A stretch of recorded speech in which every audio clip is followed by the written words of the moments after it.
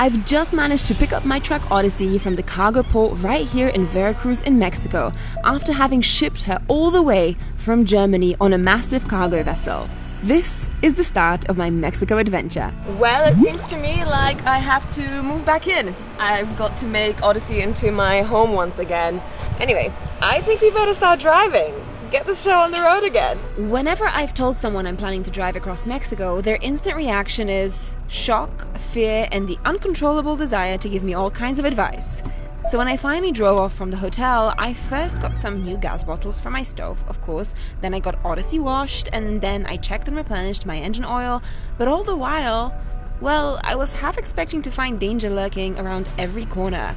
Cartels chasing me down highways and police officers threatening me with jail in exchange for bribes. I'm only half kidding. So I've noticed that every once in a while, driving on the highway here in Mexico, there's different kinds of checkpoints, toll booths. Sometimes you have to stop because you have to pay for the highway, and sometimes you have to stop because there's a police or even a military checkpoint. I hadn't really expected this. But it makes you feel safe, you know? Anyway, as I was saying, nothing much happened. It all felt safe and fine. No trouble just yet.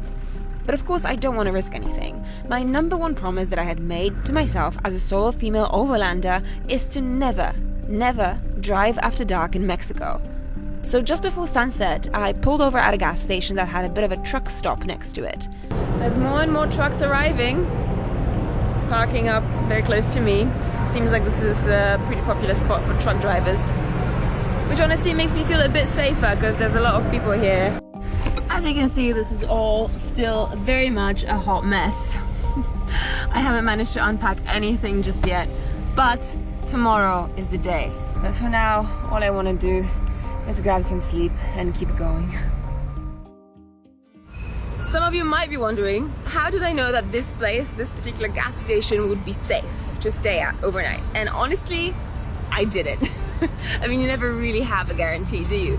But I have been told by fellow overlanders in my community that staying at gas stations in Mexico is usually a safer bet than wild camping, especially in an area that you don't know.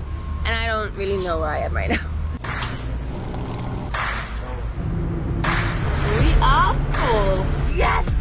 Day 2. Let's go. Day 2 is when the police checks began. After a couple of hours on the road, I got pulled over by the National Guard. From everything I'd heard about the police in Mexico, I was fully expecting to have to give a decent bribe. Yes, they were looking for drugs. Guess what? I don't have any.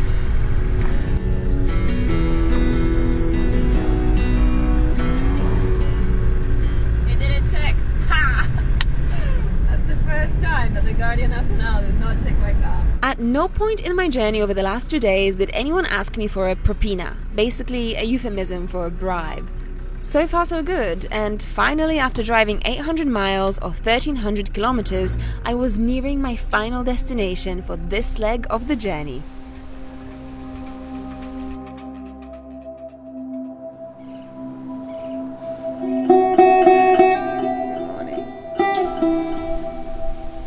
My mission for today was to unpack everything from inside Odyssey, do a big cleanup and move back in, stuffing every single cupboard and shelf and nook and cranny with stuff. In the top cupboard on the right, I've got some of the clothes that I use the most often, plus some toiletries.